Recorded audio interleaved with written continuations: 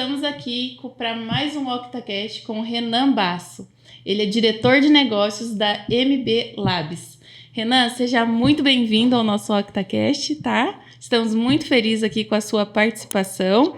E, Daniel, acho que a gente já pode começar aí com a pergunta direto. Como que foi o processo de criação da MB Labs? Primeiramente, agradecer aqui a presença e a oportunidade de estar falando aqui com vocês, tá? Qual que é a pergunta? Como que foi o processo de criação da MB Labs? Legal. A minha formação, eu sou todo de engenharia de software, né? Meu background é desenvolvimento de soluções digitais. Entrei também nesse mundo, assim, no acaso, lendo as revistinhas lá, não sei se é da sua época, mas aquelas revistinhas de curso, assim, você fala, nossa, que curso que tá bombando? Tinha lá tecnologia, desenvolvimento, engenharia. Eu falei, tá, me interessa, gosto de computador, não sabia programar, não fazia nada. E aí entrei nesse mundo de engenharia de computação na PUC lá, né, mergulhei nesse mundo. E é onde tudo isso eu tô explicando, porque o mundo da MB começou exatamente quando eu era estagiário de uma instituição que ficava dentro da Unicamp também, que fica dentro da Unicamp, bem grande, por sinal. Dentro dessa instituição, ela fazia software, e eu conheci meu sócio lá, que é o Marcelo Marabita. Ele também era filho da PUC, que ele é também estudante de engenharia de computação. Ele é um pouquinho mais velho que eu não tive a oportunidade de estudar com ele no mesmo ano, eu sou 07, ele era 05, se eu não me engano. A gente se conheceu a gente trabalhava no mesmo departamento lá dessa empresa. No meio dos corredores, assim, eu tinha intenção de cada vez mais sedento por informação e aprender e tal. Eu ouvi ali conversinhas de bastidores tô freelando, tô tendo uma oportunidade ou outra aqui. Eu falei, opa, por que não?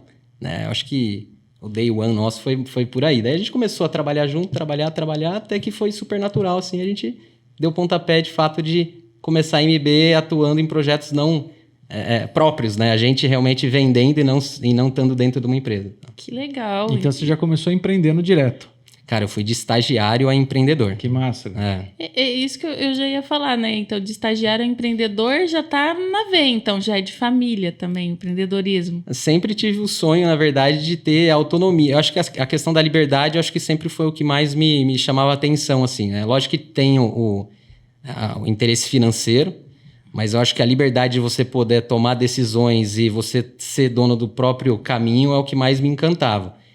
O meu pai, ele também é dono do seu próprio nariz até hoje, na questão de carreira. Eu sempre tive ele como espelho nesse sentido e foi isso, assim, sonho. E dei a sorte também de encontrar um sócio que me completava, né? Eu venho nessa frente mais de negócio, produto, ele vem numa frente muito operacional e técnica, e a gente deu uma sinergia assim perfeita. A tua praia é mais produto.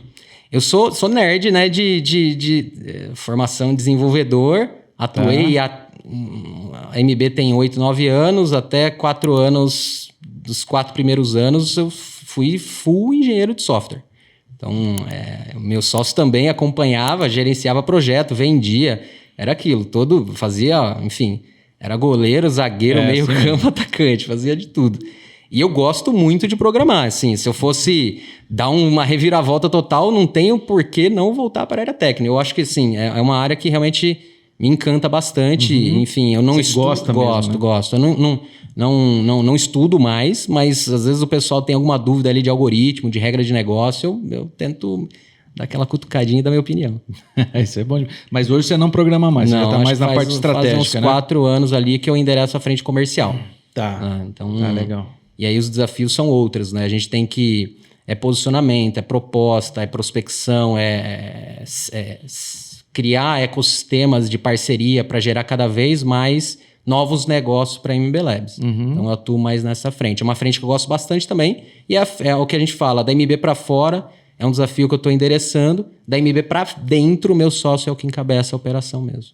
Legal. E como que está a MB hoje em números, tamanho, projetos? Eu sei que vocês estão fazendo muita coisa boa aí. Estamos crescendo bastante, né? Hoje, como core da MB, a gente vem... A pandemia impulsionou muito. Tá. Na verdade, a gente sempre vem dobrando. Obviamente, lá atrás em números menores, mas de fato a gente vai triplicando ali.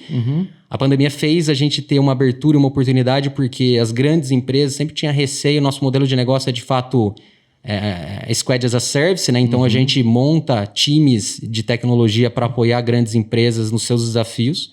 Esse é o nosso core, seja por meio de um aplicativo, de uma camada de API, de um back-office, de um painel, enfim. Tudo que tange desenvolvimento de software é a nossa praia. Então, só para explicar, o Squad as a Service é quando uma empresa grande vai lá e fala assim, cara, eu estou precisando de um time para fazer um app, uma feature, alguma coisa assim, e você aloca o time para fazer essa demanda, certo? Exatamente. Acho Legal. que a dor que a gente resolve, além do know-how, é o fato de a gente conseguir crescer o tamanho da equipe, da empresa que está contratando a gente, sem eles terem a necessidade de manter aquilo a longo prazo. Imagina que você tem uma demanda que vai rodar 6 meses, você não precisa contratar um monte de gente, depois mandar embora.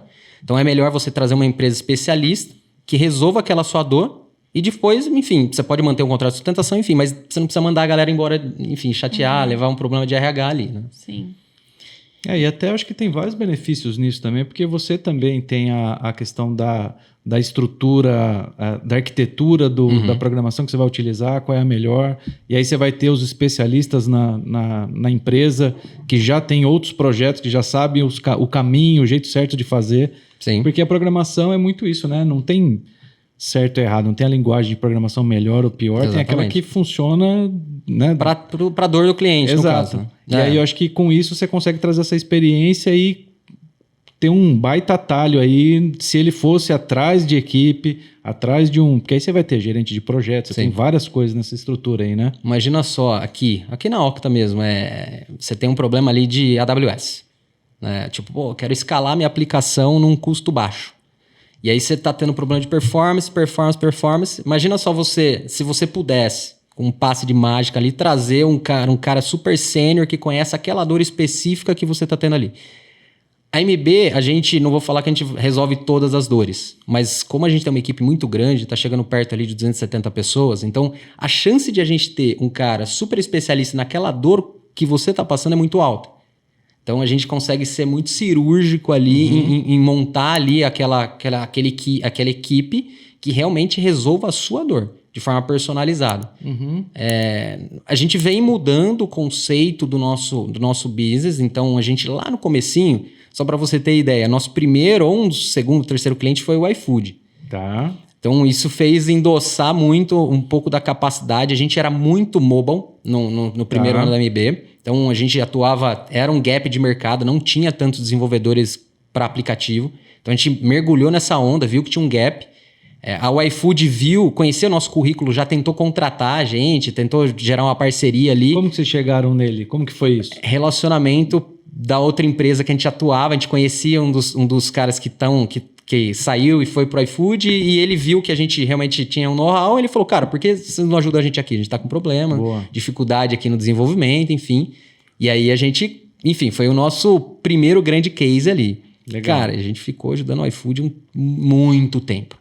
Então isso endossou muito, a gente ficou meio que viciado ali de Movile, também a Movile é dona do iFood, outras startups, Trackpad, Chef-Time, toda essa galera a gente era apoiado enfim, a gente era indicado pela Movile, vai falar lá com o pessoal da MB, eles são bons e tal. Então isso foi o crescimento lá no início, como a gente não tinha equipe comercial, era baseado em recomendação. Então tipo, entregou, cresce, entregou, cresce. Então a gente foi meio que de forma orgânica ganhando escala.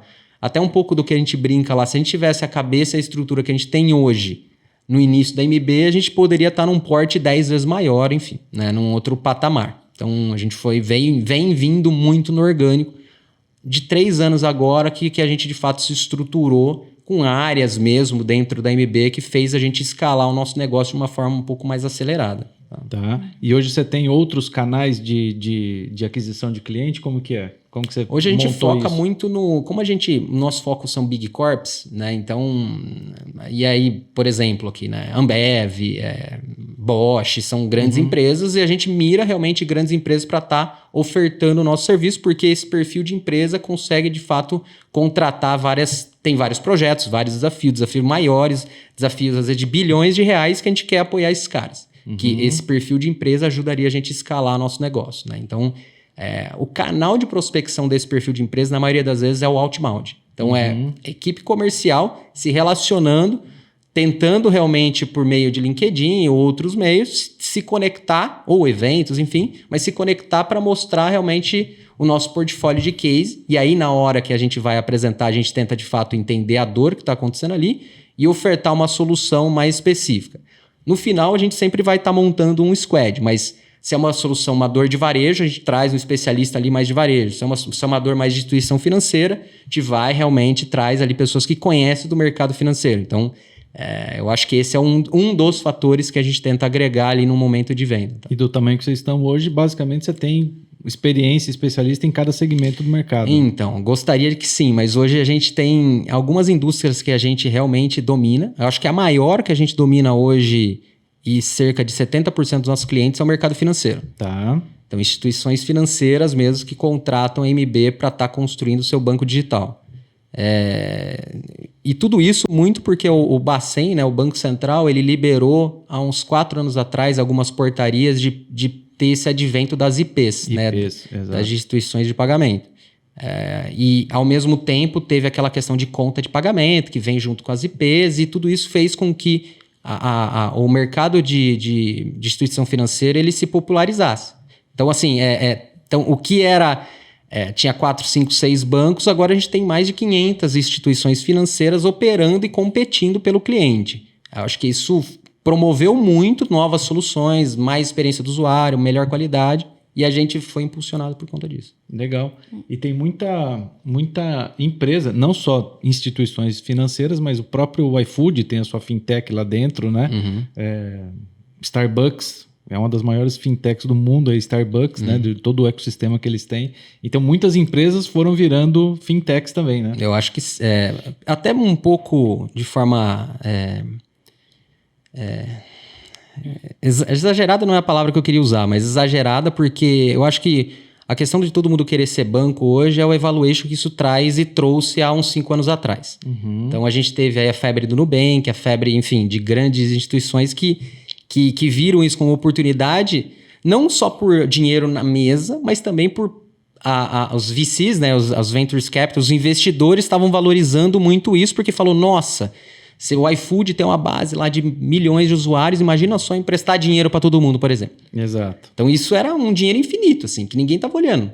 Eu acho que isso promoveu que todo mundo queria ser banco, todo mundo queria ser fintech. Mas a gente sabe que não é tão fácil assim, exatamente. Né? Obviamente, uma base do iFood na mão, existem muitas oportunidades. Mas você sair do zero e competir com um bancão não é fácil também. Né? Então, o que é legal desse mercado financeiro... é que ele o que mudou muito, né? Que ele era complexo no ponto de vista de tecnologia e isso se simplificou. Então, acho que a tecnologia ela tem essa habilidade de simplificar as coisas. Então, antes era super difícil pegar um táxi, agora tem Uber. Antes era difícil pedir comida, era chato, agora tem o iFood. Então, tudo tá... A questão de e-mail tem o Gmail, enfim. Tudo tem as a service. Então, e o mercado financeiro criou também o tal do as a service, né? Que é o Banking as a Service. Exato. Que deixou tudo que era super difícil, facinho de fazer. Isso é bom, porque novas empresas conseguem, de uma maneira mais simplificada, entrar no mercado financeiro. Mas também tem o lado ruim, que tem mais fraude, porque está mais fácil de entrar, Exato. Enfim. Tudo tem seu ônus e o bônus, né? E a gente, nesse setor, a gente foi impulsionado como a gente estava tendo muita demanda... A gente foi impulsionado a tentar criar aceleradores. Então, como que eu consigo, de fato, entregar um banco digital em poucos dias?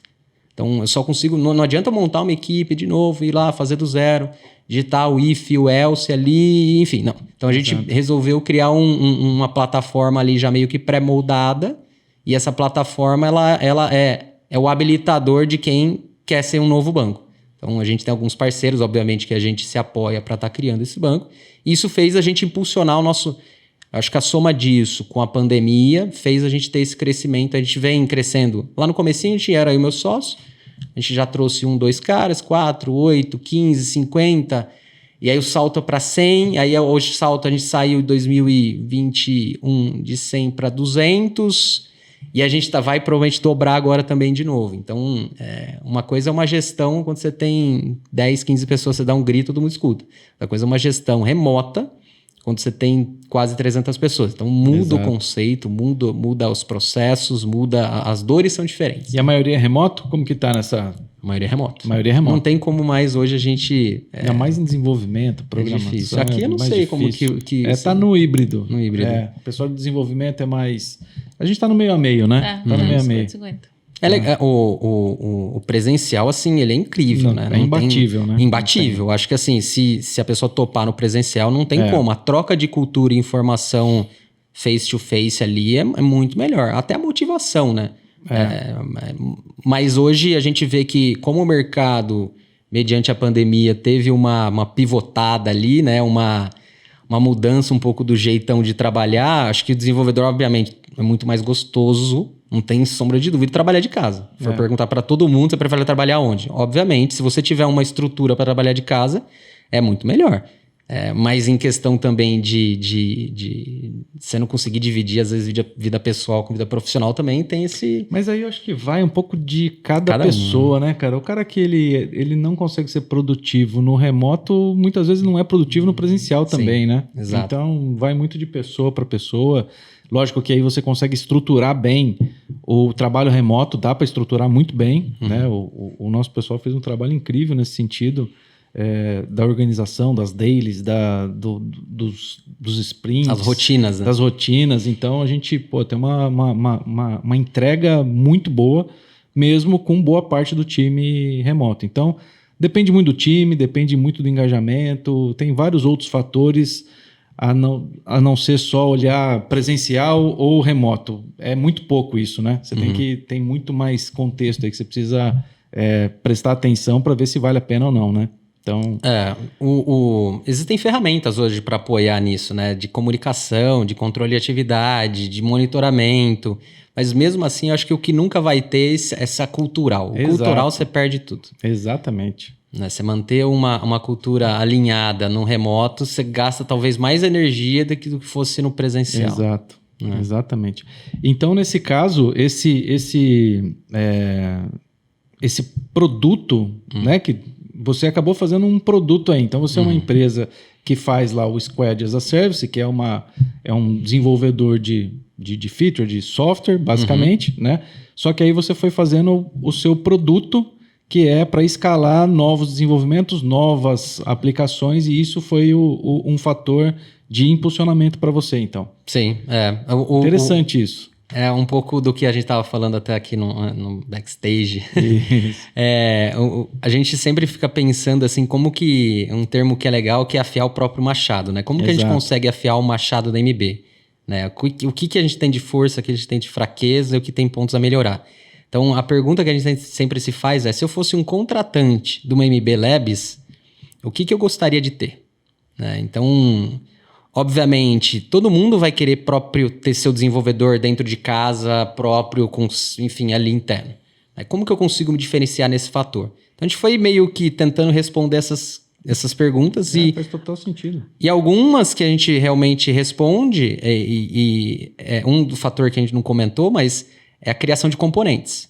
Então, imagina só, você vai fazer o Octalink do zero. Você tem login aqui, não tem? Provavelmente você demorou, sei lá, o pessoal deve ter estimado aí um dia, sei lá, se for normal, mas pode esperar uma semana às vezes, dependendo do que é a feature. Então, imagina só você ter uma biblioteca de componente pronto, com a qualidade que você quer e você gosta, não vamos colocar a qualidade em questão aqui, mas que esteja ok, e você consiga reaproveitar isso para N projetos. Ou seja, então, isso era um fator que isso agrega muito valor. Então, algo que um projeto poderia levar, sei lá, 10 mil horas, imagina eu conseguir reduzir, sei lá, 2.000 horas só de reaproveitamento de código. Total. Então, isso é um fator que a gente gasta bastante energia organizando isso. A gente tem time que olha só para isso. Né? Cara, isso é importantíssimo. Você sabe que mesmo a gente aqui tendo como core o produto, né? Logicamente, o SaaS, né? É um serviço, mas do ponto de vista de software, ele é um produto. A gente passou por isso, se a gente pegar o ano passado todo, foi justamente criando componentização, design system de tudo, para fazer uma nova versão que a gente consiga deixar ela sempre atualizada e com muito menos esforço. Produtividade, né? Você conseguir incrível. Fazer mais com menos, né? Exatamente. Então, essa é a magia da... A gente passou por isso também, fizemos toda... A V1 nossa foi no foi no começo, foi daquele jeito que vamos lá, vamos entregar, Go vamos horse. fazer, go horse. E aí depois, à medida que o time foi crescendo, foi ganhando maturidade, a gente foi trazendo gente cada vez, e essa eu acho que é a nossa busca, né? Trazer gente melhor do que a gente para tocar o negócio. Uhum. Aí sim a gente foi criando toda a parte do design system, componentização e tal, mudando completamente, não só front, mas algumas regras de negócio com back, para aí sim ter uma versão com experiência, olhando para a experiência do usuário, tudo que a gente aprendeu na nossa primeira versão e preparado para a escala. Então foi bem nessa linha aí de componentizar tudo. Sim. E eu acho que dependendo também, um ponto importante que a gente olha, a gente tem personas que são possíveis clientes nossos. Tem um cara, vamos usar de novo o exemplo da Ambev. A Ambev, ela tá num patamar diferente do que um cara com uma fase da ideia. Tipo, tive uma ideia, quero fazer um aplicativo de banco. Aliás, isso deve aparecer pra caramba, né? Direto, todo dia. Uma ideia brilhante que precisa de um aplicativo. Antes a gente já brincava, a gente participava de muito feira e evento, né? Antigamente, quanto que custa para fazer um iFood? Exato. Quanto que custa para fazer um iFood? Era a pergunta, virou meme interno. Mas assim, tem o cara da startup, que ele tá na fase da ideia, que a dor dele é diferente da Octalink, que tá num momento diferente do Ambev. Então, cada um tem a sua dor. Exato. A da Ambev, provavelmente, ela está numa dor de uma escala muito maior, mas ela tem dezenas, centenas de projetos rodando ao mesmo tempo, comunicação, motivação da galera, ela deve ter uma dor muito mais de pessoas, não só de tecnologia. Exatamente. Já o cara da Pensando ideia... muito mais na distribuição do que no produto. A dor dela é segurança, é desenvolvimento seguro, não é mais fazer a tela de login. É fazer a tela de login da melhor forma possível para o próximo da manutenção e também que tenha uma camada de segurança. Continuidade, né? Sim, Exato. Então, num padrão que a empresa atua, não é só fazer, é fazer no padrão. Né? Se fez diferente do padrão, tá errado, mesmo que funcione. Então, enfim, exemplos que mostram que, por exemplo, uma startup, ela tá só querendo provar sua ideia. E aí é muito louco, porque às vezes o cliente chega aqui na fase, tipo, super na fase da ideia, e eu tenho o hábito de meio que tentar quebrar a ideia do cara. Né? Tipo, e se, né? Os ICs, né? E se. Aí o cara fica assim, mas pô, você quer vender ou não? Eu falo, cara, é melhor aqui eu mostrar que eu tenho a capacidade de fazer sua ideia se transformar numa outra ideia mais resiliente e melhor, do que você tentar implementar algo que tem não falando que vai dar errado, mas uma maior chance de ter realmente um fracasso. E o número, enfim, se você pegar estatisticamente falando, cara, cada, 10 startups, uma realmente vai para frente, até menos, né? Então, esse processo de discovery ali no começo é um processo muito importante e é a dor da startup. Tirar a ideia, sair da cabeça e ir para o papel, pelo menos. E muito empreendedor já tem dificuldade disso. Tirar a ideia da cabeça e colocar no papel. Então, a gente tem profissionais, processo para apoiar esse tipo também de estágio. E a gente tem o processo do cara da escala. Por exemplo, eu saí de 10 mil usuários, estou com 1 milhão de usuários, o que eu tenho que fazer sem gastar um tantão de dinheiro em infra? Hoje eu gasto um tantão porque eu não consigo escalar meu produto. Ponto de tecnologia. Então, e aí é um outro tipo de dor. Não adianta eu pegar um júnior que ele não vai ter a capacidade técnica de olhar tudo aquilo ali e criar um plano de ação de reduzir custo de infraestrutura, mantendo a qualidade que o produto precisa. Então, tudo isso está no mesmo pacote de tecnologia, mas cada um enviesado para um tipo de entrega diferente. Exatamente, cara. Isso aí faz toda a diferença. Toda a diferença. E aí, um dos nossos passos é isso, é entender que tipo de dor e solução, e a gente vai montando esses pacotes de oferta. Legal, só com problema de infra. Squad de infra, tá com problema de discovery, de design de solução digital, squad de produto. Tá com problema de paralelizar desenvolvimento, squad mais tradicional, multidisciplinar. Então a gente vai realmente tentando no diagnóstico comercial entendendo, a gente vai tentando realmente ver qual que é a solução que mais se aplica para o cliente. Legal demais, muito bom. Ô Renan, e eu tô olhando a tua camiseta e aí me veio aqui também de onde surgiu, qual foi a inspiração do nome MB Labs? A sinceridade pura, né? Ficou muito legal a camiseta de vocês, viu? Legal. A gente fez um rebrand há um ano e meio aqui, a gente mudou o nosso logo e tal. O MB surgiu na necessidade de emitir nota, né? Então, a gente tinha um cliente, aí o cliente falou, cara, quero nota. A gente, eu era estagiário, tava freelando, e aí? Preciso abrir preciso abrir empresa, né? E aí, eu conversei com o meu sócio e ele falou, vamos abrir. né? Então a gente não teve muito tempo de fazer um brainstorm de nome, né? O termo Labs era um termo hype há 8 anos atrás, laboratório de inovação, a gente gostava do termo Labs. E o prefixo, né? A gente ficou, pô, MB. Hoje, assim, a origem é o quê? M de Marabita, que é o sobrenome do meu sócio, e B de Baço. Simples assim. Simples assim. Em alguns momentos, a gente já tentou colocar MB de mobile, tagline de mobile.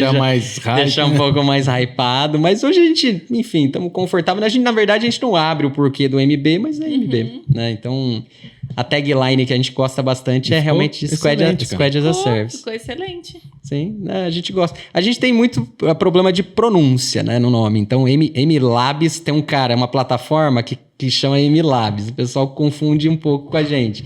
Então, a gente às vezes fala, não sou MLabs, sou MB Labs. E é um serviço totalmente não concorrente com a gente.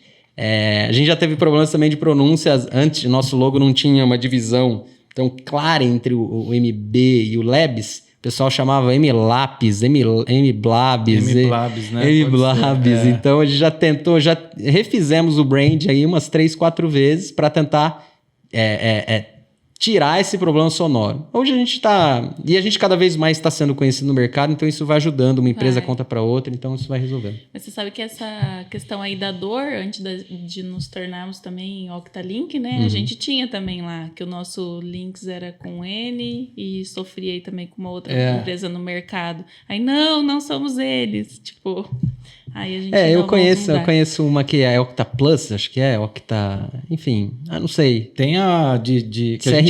Tem até que a gente usa aqui, Octadesk. Octadesk, a gente usa a parte de suporte lá, é deles também. Uhum.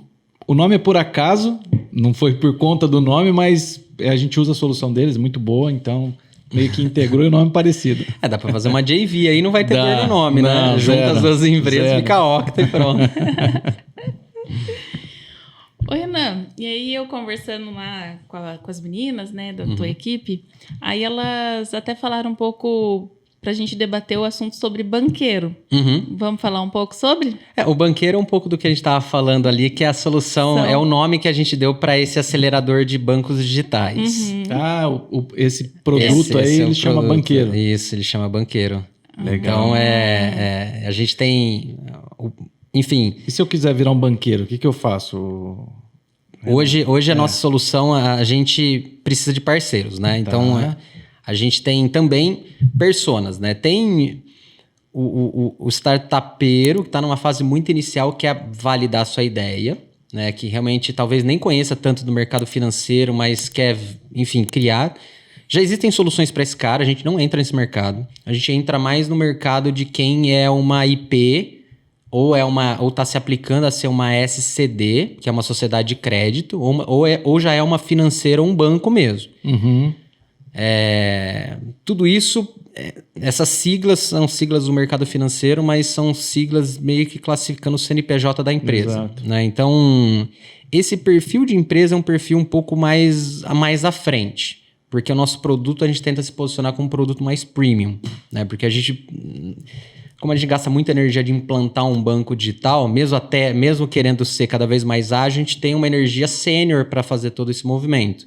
Então a gente viu que tentar fazer isso para startups muito em fase iniciais, ele não dava realmente os lucros que a gente estava buscando. Então a gente realmente pivotou olhando para o mercado mais realmente um pouco maior. E esse perfil de cliente, ele precisa de parceiros. Né? Então, e a construção de um banco digital, ele precisa de um cara, e aí explicando esse mundo aí para quem não conhece, né? O cara de gestor de conta corrente, sabe aquele que faz o saldo, extrato, tudo isso daí. Existem N empresas que fazem isso, aqui na região tem a Matera, tem a Pismo, tem a Outbank, tem a Topaz, tem, enfim, dezenas de core bankings, que é o termo desses sistemas, que vão chamar que esses caras controlam o saldo. É o sistema de saldo. Beleza.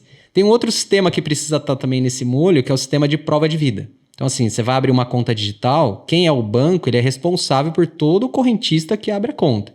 Então, hoje no digital, né? Antigamente, você ia na frente do entrava lá, pegava a fila, abria a conta, eu tô vendo você. Então, o risco de fraude era quase nada. Agora, no online, né? Você não sabe quem tá abrindo a conta. Aí você precisa ter as soluções de prova de vida. Que são aquelas soluções, como que eu garanto que o Daniel é ele mesmo, o Renan é ele mesmo. E aí é pegando o documento, é pegando a selfie, é pegando, enfim. E aí tem ID Wall, o Único, CAF, enfim, dezenas de empresas especialistas nisso. Né? Sistemas que fazem só isso. Outros tipos de sistemas. Se você quer fazer um Pix, quer ser um Pix indireto, direto, tem também soluções para você integrar isso no Banco Central. Né? Então, existe uma camadinha entre esse sistema de core, Banco Central, tem um cara no meio, que são os PSTIs. São as soluções que se comunicam com o Banco Central. Né? E aí é mais uma empresa que tem ali para fazer isso daí. E aí qual que é a grande entrega da MB?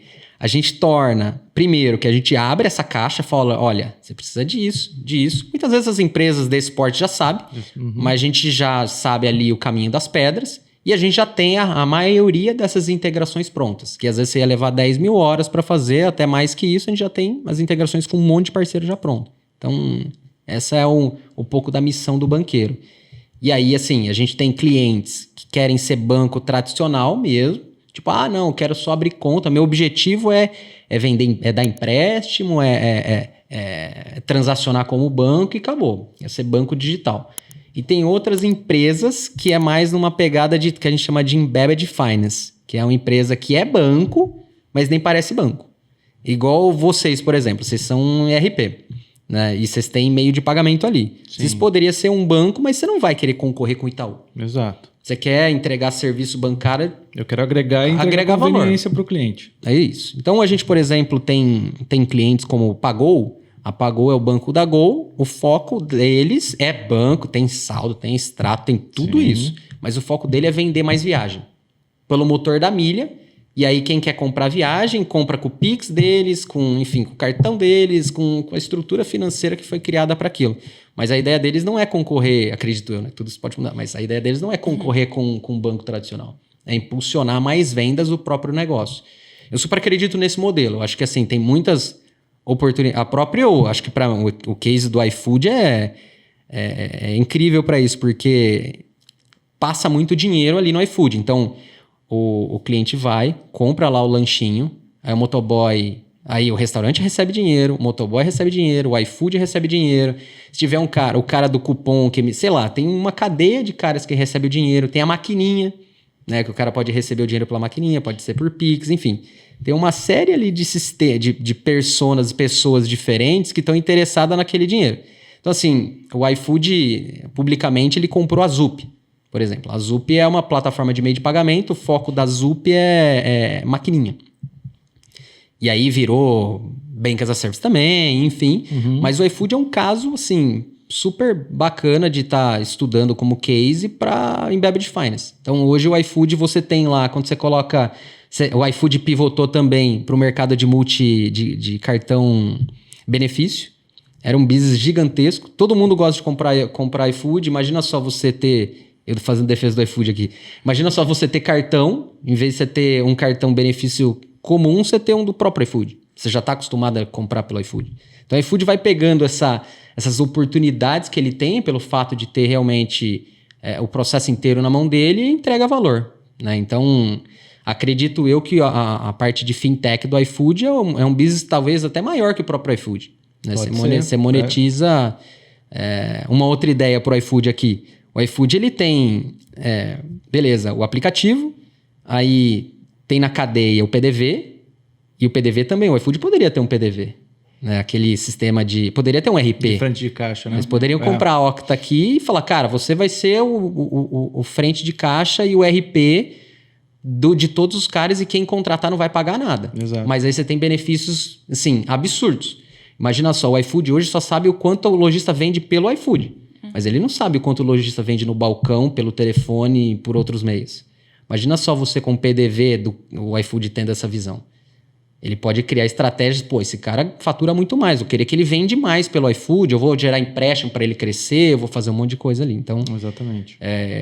esse conceito de Embedded Finance, eu acho que ele é bacana porque realmente você consegue, de fato, entregar valor e é um valor que ele é tangível, né? Grana. Então, é bacana o movimento que tá tendo, viu? É interessante. Nessa linha de Embedded Finance que a gente também montou, na verdade o RP ele funciona como um meio, né? Na nossa visão aqui, não como um produto, porque no final das contas você tem que funcionar como um agregador para agregar valor para o cliente que está do outro lado. Geralmente ele sempre tem... Você tem software que resolve tudo, né? Basicamente hoje, mas no final das contas eles acabam não se conversando. Então, você agregar Embedded Finance para uma plataforma como a nossa... Esses dias mesmo, a gente teve um caso de uma empresa de evento, onde a gente tinha algumas soluções ali, então algumas contas que davam uma taxa interessante já, só que ele tinha, por o relacionamento no banco dele, ele tinha uma taxa, cara, imbatível. Que nenhuma das nossas soluções que a gente tinha ali disponível conseguia bater a dele. Cara, vamos olhar lá, dá para integrar? Dá, traz para dentro.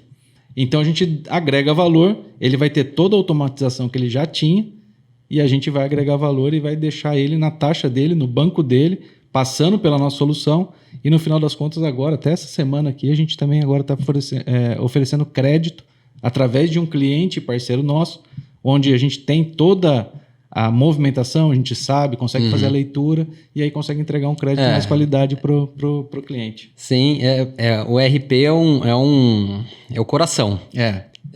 Por isso que, não sei se você viu, a TOTOS, o core dela é ser RP, né? Ela tem um monte de outras verticais, mas o core da TOTOS é CRP. Ela fez uma joint ventures com Itaú. Com o Itaú para uma frente e com a B3 para outra frente.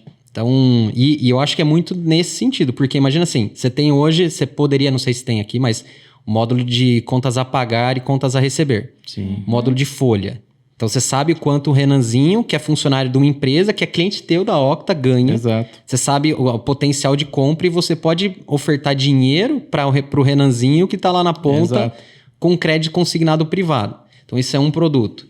Você pode ofertar... Você sabe a tarifa, se o cara ele cadastra certinho, você sabe a tarifa de cartão que esse cara tá pagando. Você sabe se ele tá performando ou não. Exato. Você sabe quanto que esse cara vende. Então, você consegue fazer um crédito ali pro cara também. Necessidade de estoque, ciclo financeiro, a gente tem toda a informação. Não parece tudo fácil de falar, né? Mas eu vejo que, assim, o moonshot, né? Até onde você consegue chegar no estado da arte é muito louco, assim, muita oportunidade na mesa. Eu acho que por isso, cada vez mais, eu acredito que o mercado vai ver movimentos de instituições financeiras fazendo aquisição de mais RPs. Sim. Fazendo joins de RPs, um RP compra o outro para ganhar volume, e uma grande instituição vai lá e faz também uma compra, porque a base da informação de faturamento da empresa está no RP. Então, tem uma oportunidade na mesa bem grande. Quando você fala em dados, né? Que hoje é o que é o tema mais... É o tema mais falado aí. O RP passa muito por isso, né? E, na verdade, no nosso caso aqui, foi sempre isso. Só que você tem alguns gaps ali que você tem, tipo... Dependendo da estrutura, você tem... O RP hoje, vamos dizer assim, que...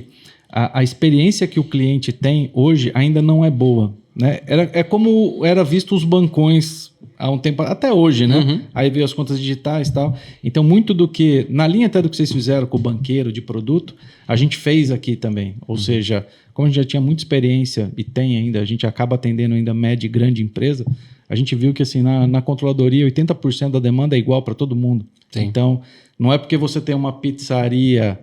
muito embora a gente cuide aqui de startup e processos escaláveis, mas uma pizzaria hoje de pequeno e médio porte, ela talvez é mais complexa do que uma Pizza Hut, uma rede de franquias. Sim. Que o cara já tem a estrutura dele e tal.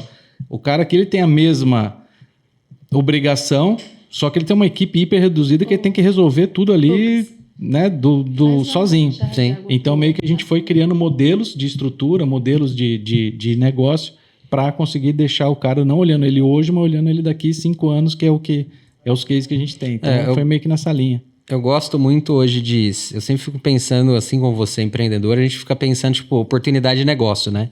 E cada vez mais eu tenho a certeza, assim, existe uma fórmula ali de sucesso, né?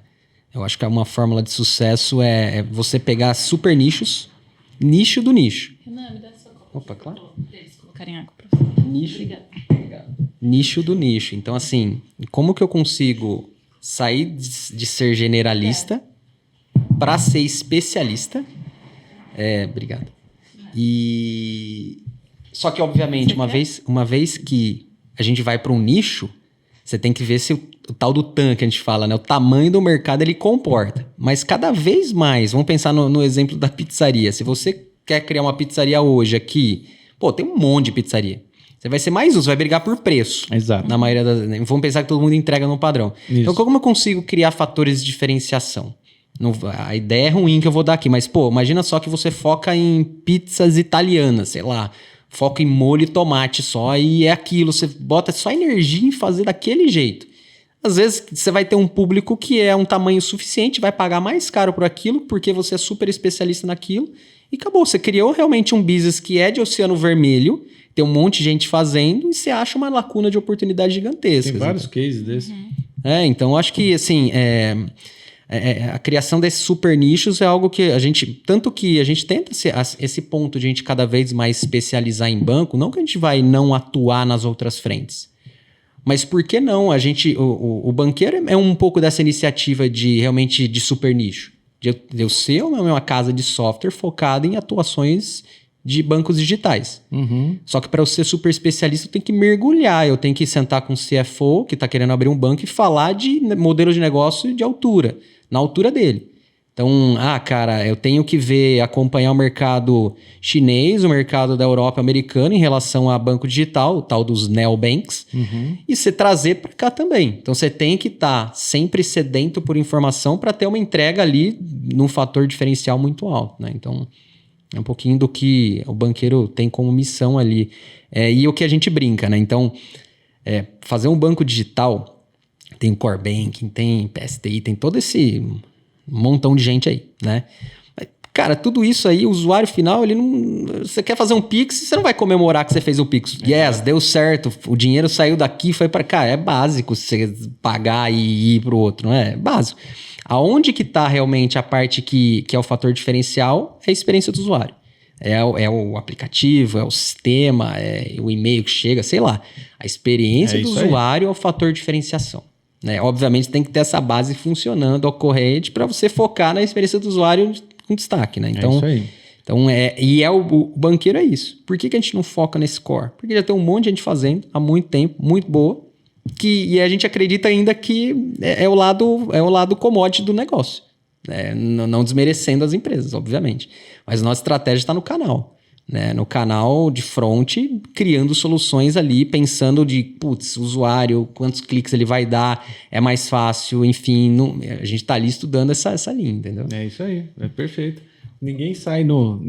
Eu falo que ninguém sai para jantar para fazer, vamos sair para fazer um Pix. Ninguém faz isso. O cara vai jantar, ele vai na experiência, vai no restaurante. E o Pix, o nosso papel tem que ser invisível, cara. Sim.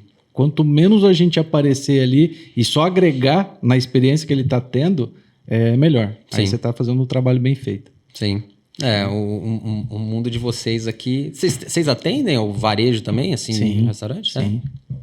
Legal. Atendemos varejo, franquias, indústrias. A gente tem basicamente os principais. Prestação de serviço, bastante. Porque assim, uma coisa que acontece nesse mercado que a gente está, que tem muita coisa mais ou menos parecida e meio que todo mundo já se acostumou a ter esse mais ou menos parecido, acaba que, por exemplo, se você pegar numa área de prestação de serviço, que aparentemente é algo que fala assim, a prestação de serviço é fácil, você vai lá, você emite uma nota fiscal, você vai ter lá suas despesas, beleza. Cara, mas quantas vezes você vê alguém falando do seu custo do serviço prestado?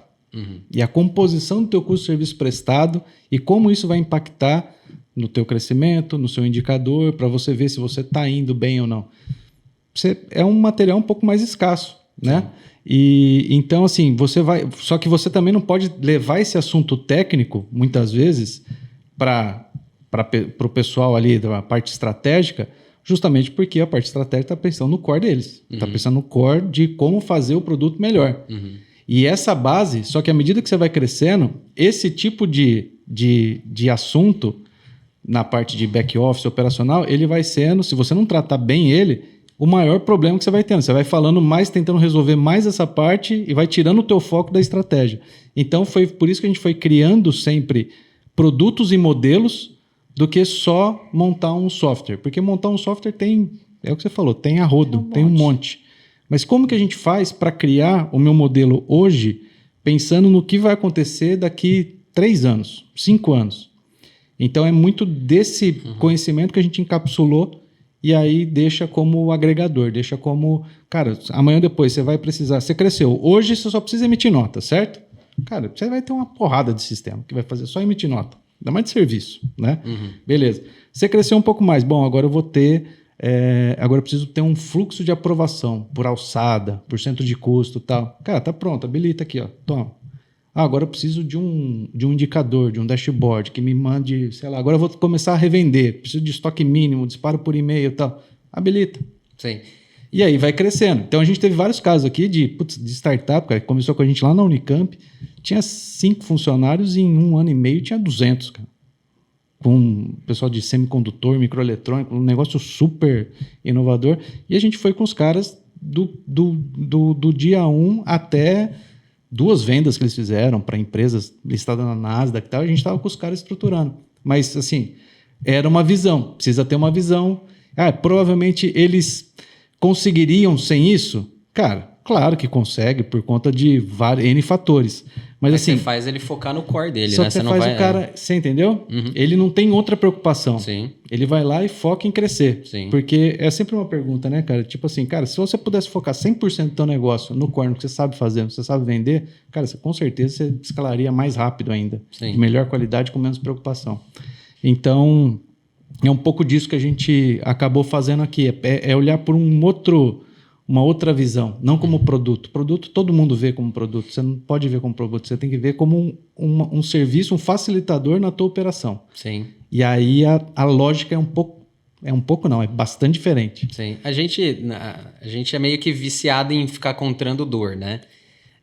E até um case que é legal nesse mundo de RP, a gente tem um cliente, cara, que criou um RP, assim como a Octo, acredito, não conheço o produto no detalhe, mas focado em clínicas odontológicas. Cara. Tem vários.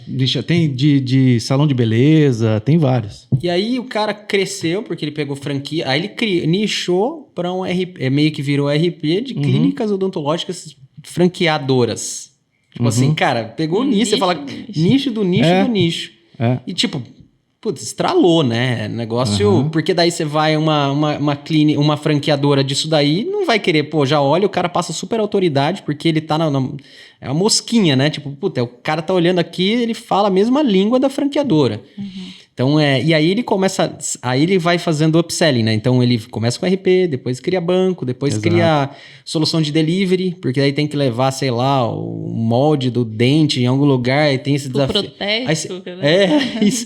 Aí você vai vendo, cara, o cara é um iFood assim, muito parecido, porque ele focou em fintech, focou em logtech, focou em solução de RP de gestão.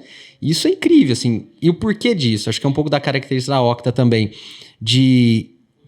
existe nós, empresa, e existe cliente. Se você mantém um distanciamento muito grande, você não vai conseguir ter esses insights. Tipo, vamos criar um banco. O empreendedor sentado na cadeira, ele não vai conseguir. Talvez ele tenha bons insights, mas se ele não estiver ali falando constantemente, falando de verdade, e querendo entender a dor e não empurrar a solução, aí sim começa a ter a criatividade de talvez surgir boas ideias ali para resolver dor real. Exatamente. Né? Sai do laboratório. Eu acho que assim, se tem um fator que pode ficar até para todo mundo que quer empreender e tal, acho que é bem do que você acaba fazendo. Se tem um fator assim, cara, que é determinante, é você estar no front, cara. É você estar ali tomando as pedradas, você tem que estar ali onde o negócio acontece, que é no seu cliente, você tem que estar do lado dele. Muitas das coisas aqui, um exemplo que a gente sempre dá, por exemplo, um módulo de orçamento. Forecast, budget, real versus orçado e tal. Tudo isso aí a gente fez e deixou de uma forma para quem não tem toda essa estrutura de um departamento de FP&A na empresa, a gente encapsulou e deixou isso disponível. Como que a gente chegou nisso? De uma dor de um cliente nosso, mas uma multinacional, ele estava no hotel, numa conferência deles e tal, e os caras estavam lá, mas assim, estava o CFO, o dono da empresa e tal, e os caras estavam no celular, no Excel, pegando ali e, pô, a gente vai falar sobre o orçamento, cadê? E aí, depois de passado esse episódio, o cara falou, pô, Dani, não tem como a gente fazer alguma coisa aqui? Aí, né? Coloca aí. Sei lá. A gente já fazia algumas coisas lá e tal. E aí, o que a gente fez? Falei, pô, isso aí é legal, cara. Eu acho que dá para fazer um negócio legal porque tem sinergia com o que a gente está fazendo. De fato, vira produto? Primeiro ponto, vira. Bom, então vamos trocar ideia. E aí, eu tinha outro cliente de uma outra multinacional que também estava tendo uma dor parecida. Falei, cara, apareceu isso aqui. Golaço, o que você acha? Porra, cara, isso aqui é legal. Mas se tivesse isso, aquilo, ia ficar... Falei, putz, beleza, peguei. E um outro, então era um japonês, um espanhol e um norte-americano. Ele falou, cara, isso aqui é legal, mas se tivesse isso aqui seria perfeito. E aí eu juntei a ideia dos três, falei, cara, isso aqui, ó, tem um departamento que dá para fazer um módulo assim, assim, assim, com isso aqui. O outro não tinha pensado, o cara falou, porra, é legal e tal. Aí a gente desenvolveu. É isso. Porque então, você tá do lado do cara, querendo ouvir. Enfim. Não é coisa que sai da nossa cabeça e fala, puta, eu vou fazer um negócio que eu acho que vai dar. E é por isso que muita startup fica no meio do caminho. Se for ver, até metade o índice de mortalidade é porque elas acabam fazendo algo que não precisa. Sim. Né? Sim. Então, é ali no front mesmo, com o pessoal que vai usar de fato, que saem as melhores ideias. E aí depois você só vai construindo, logicamente, que aí a maturidade do software vem muito com a usabilidade, né? Você vai lá, você testa, entrega, e aí fala, bom, melhor aqui, a gente faz aqui e tal. E aí que vai seguindo. Um tema também de... A gente, sempre o sonho meu e do Marabita, a gente é de construir uma aceleradora, né? A gente, lá atrás, a gente tinha exemplos da própria Rocket, que era uma das investidoras do iFood, e o modelo de negócio deles era bem legal, assim, eles ajudavam em startups a se estruturar com tecnologia, gestão, negócio, marketing, enfim.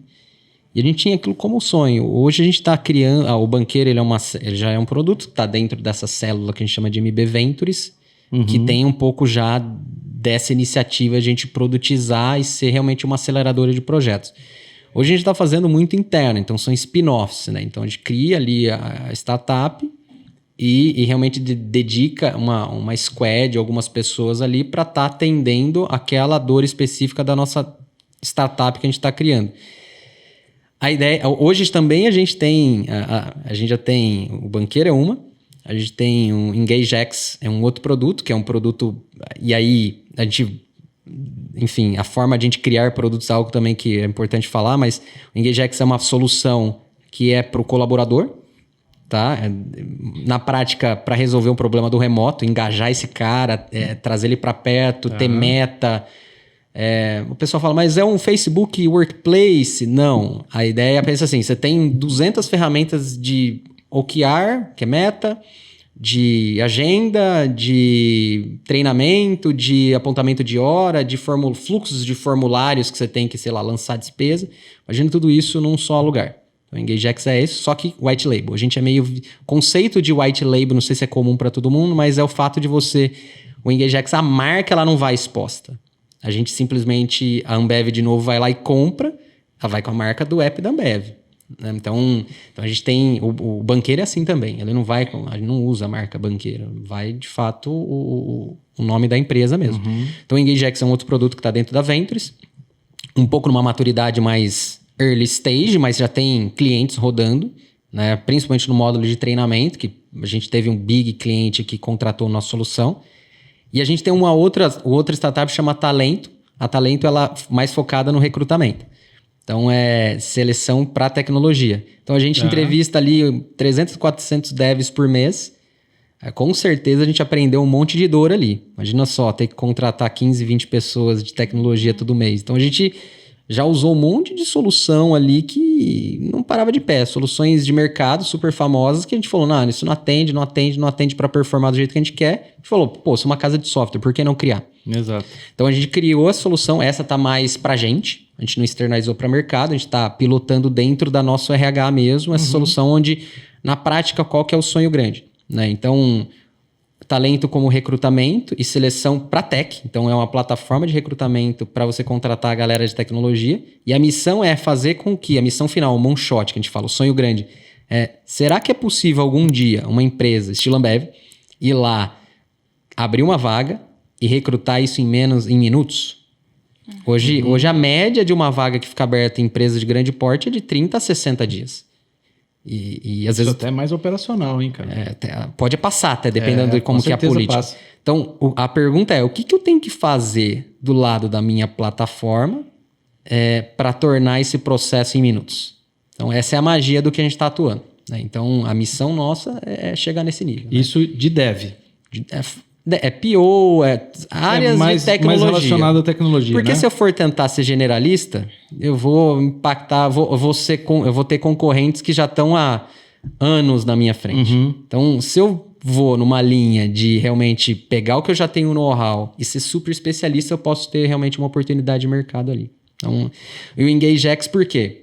A gente tinha a dor de trazer esse cara, treinar esse cara, o cara entrava super cru.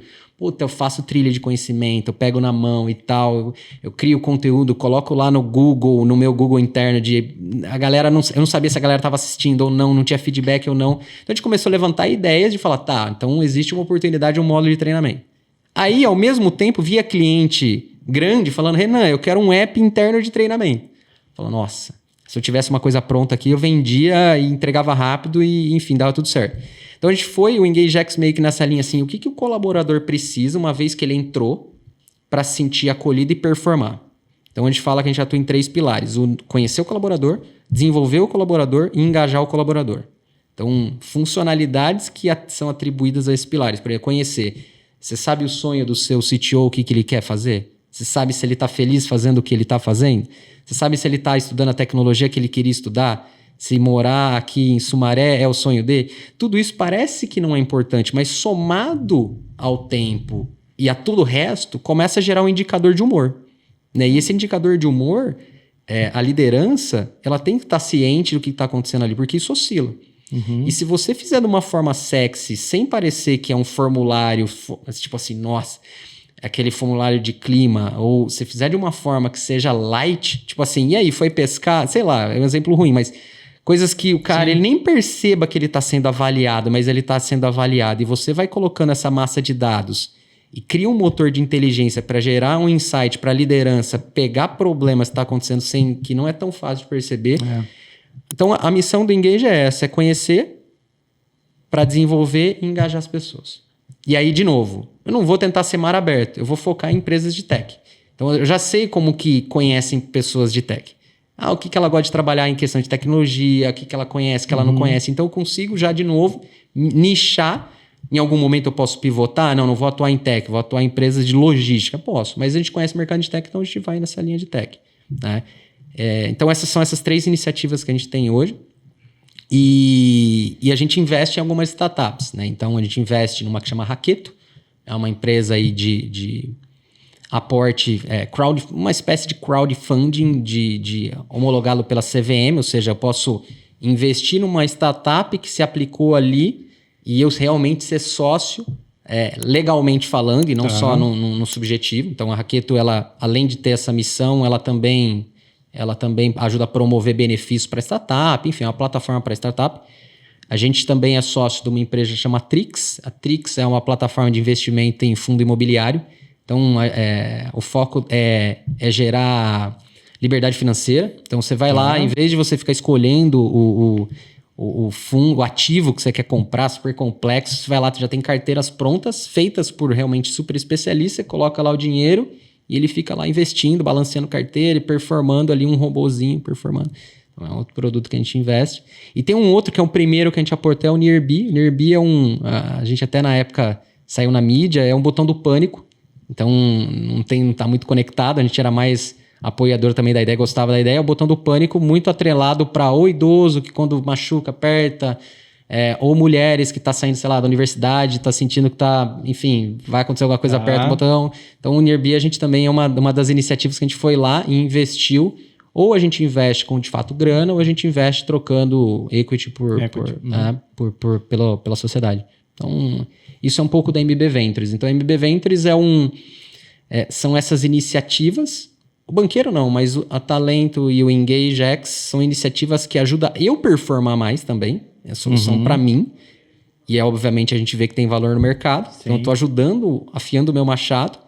E a gente também, o banqueiro, por que a gente criou? Pelo fato da recorrência. Então eu tinha 30, 20 orçamentos, que é quase a mesma coisa. Cara, por que nós criamos aceleradores? Então a gente tem essas duas estratégias. Criar startup que melhore a performance do meu time e criar startups que de fato eu vejo que são replicáveis.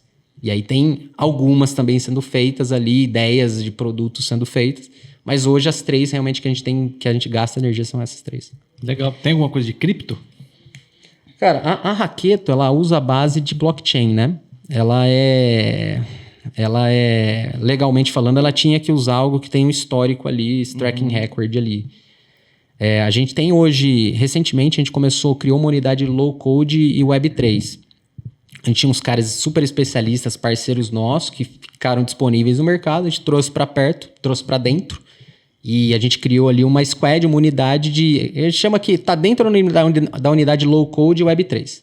E aí a atuação com Ethereum, com blockchain, a gente começou a disparar a proposta agora porque a gente está super confortável ali com esse nosso time que está atuando. O low code a gente começou até um pouquinho antes. Então, o low code, depende da aplicabilidade ali do que é a solução, é bem legal. Então, a gente já tem inúmeros especialistas dentro de casa que está codando em low code e a gente está vendo realmente resultados ali impressionantes. Tá? Ô meninos, deixa eu falar uma coisa. Eu não vou terminar esse OctaCast hoje, tá? A gente teve... Não se assuste com isso, né? A gente teve aí uns 2 últimos e tá tão legal o papo, só que eu precisava encerrar e aí, né? Ficou aquela situação. Sim. Mas hoje eu sei que o nosso convidado tem horário. Tem horário. Então, assim, nós temos que terminar. Exato. Então, eu tô, assim, atenciosa quanto a isso, tá? Então, a gente vai precisar encerrar agora o OctaCast. Foi maravilhoso. Sim. E aí, Renan, só uma última coisa. Se você tiver uma dica, não sei, de um livro, um filme ou alguma outra dica para deixar para quem está nos assistindo, que talvez queira montar, né? Tá aí iniciando no empreendedorismo. Enfim, tem alguma coisa, alguma mensagem para deixar para as pessoas? Ou que tem alguma ideia de aplicativo. É aquilo, né? Tem empreendedores aí de mercado que falam que uma ideia não vale nada, né? 10 centavos a bacia. 10 centavos a bacia. Eu acho que a capacidade de execução é o mais importante. Acho que para essa galera que quer empreender, eu acho que o Brasil precisa de mais empreendedores, mais pessoas que realmente engajadas ali em criar algo diferente, promover, até porque o Brasil ele carece de pessoas que vão nessa linha de desbravar mesmo, né? Eu acho que a resiliência é um fator que tem que estar sempre sendo exercitado, né? Eu acho que nunca você vai conseguir, de fato, atender às suas expectativas já num primeiro tiro. Então, acho que esse é um ponto importante. O outro ponto é a questão assim, não seja perfeccionista. Isso serve até para mim, né? Eu sou um cara um pouco mais perfeccionista em questão de produtos digitais, assim, mas toda hora isso daqui precisa ser assim mesmo e tal. Tanto que também tem frases que fala, cara, se você lançou um produto, ou um produto que você olha para ele e você não acha que ele foi feio demais e tal, você lançou tarde demais. Então, o porquê eu acho que dessa frase, né? O fato de você ter a questão do lançamento mais rápido, você começa a receber informação dos seus possíveis clientes também mais rápido. Então, você tem esse benefício, né? E eu acho que um terceiro tema que é super importante não tente fazer sozinho, né? Então, encontre ali uma pessoa, um sócio, alguém que de fato vai te amparar, vai te completar, acho que é o termo correto, né? Que vai ter a sinergia, porque fazer sozinhos é quase uma missão impossível. Você pode até conseguir, mas você tem que ter uma pessoa ali que você confia, porque sempre vai ter altos e baixos, né? E a questão da complementariedade é algo super essencial, né? Então, um é mais bom na parte, sei lá, financeira, outro é mais de negócio. Então, eu acho que buscar isso, esses 3 pilares são essenciais para o início de qualquer business. Obviamente, escolha uma ideia, uma iniciativa que tenha uma possibilidade um pouco maior, né? Mas mesmo se tiver também querer encarar um sonho de abrir algo que já tem um monte de gente no mercado, cara, assim, Nubank lançou e já tinha o Itaú, e é bi. Então, assim, só fazer melhor que você realmente, né, consegue sucesso, né? Tem livros, eu sou fanático por livros, assim, tem empresas duradouras, o que eu acho que é um pouquinho do que eu tô falando. Acho que ele aborda temas ali que estão mais ou menos nesse sentido, né? De resiliência, pivotar, enfim. Acho que é um tema legal. Um tema que mudou minha cabeça foi Startup Enxuta, que fala muito, assim, do Lean, né? De rápido, mercado, ciclos, né? Hoje o mercado, ele se fala muito assim, tipo, às vezes você vê professores falando, não, vamos fazer ciclos de 15 dias, aí chega na prática, essa pessoa não encara realmente lançar feinho o produto, quer fazer de novo perfeccionista, né? Então, eu acho que realmente encare fazer o negócio ali rápido, para testar rápido, errar rápido e começar de novo e de novo. Então, o Startup Enxuta, ele traz um pouco desse mindset. E ele também fala de temas legais como o salto de fé, né? Então, o que você super acredita, só que você não tem dados? É o termo que é muito utilizado isso, que é o salto de fé. O iFood, por exemplo, eu sempre falo, era óbvio que a galera ia dar certo o iFood. A gente já tinha restaurante, não ia mudar nada pro restaurante, ele já tinha telefone, né? Ele já tinha operação de alguém ali olhando alguma coisa, né? Eu já tinha intenção, eu não ia num restaurante mais comprar pizza, eu já tinha a capacidade de ligar. O iFood foi lá e só melhorou o processo, né?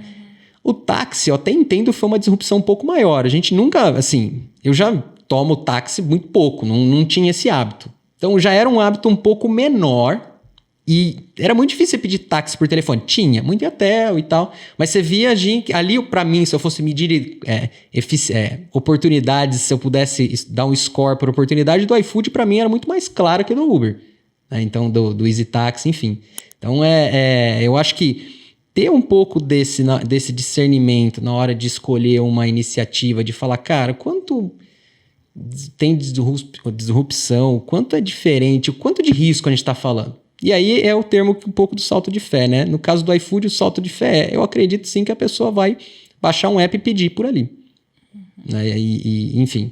a mesma coisa no Uber, né? Então, de que vai realmente na rua ali abrir um aplicativo e encontrar um carro e fazer. Então, acho que se eu pudesse aqui, ao longo da minha curta experiência, é um pouco disso, né? É um pouco legal. Dessas iniciativas aí.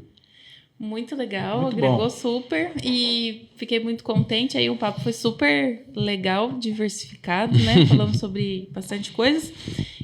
Volte mais vezes. E assim que a gente tiver a data também, não é ao vivo, tá, pessoal? A gente comunica a você, sua equipe. E é isso. Agradeço. É isso aí. Obrigado pelo bate-papo, viu? Valeu pela oportunidade de novo, viu? Muito legal o ambiente e contratem aí o Octa, tá, pessoal? Ô, Renan, e a MB Labs também. Ô, Renan, e aí só aquele circuito todo que a gente tem, né? Do curta, compartilhe, divulgue, coloque aí nas redes sociais. E é sobre isso. Valeu, Fechou, pessoal. valeu. Obrigado. Tchau, obrigado. Valeu.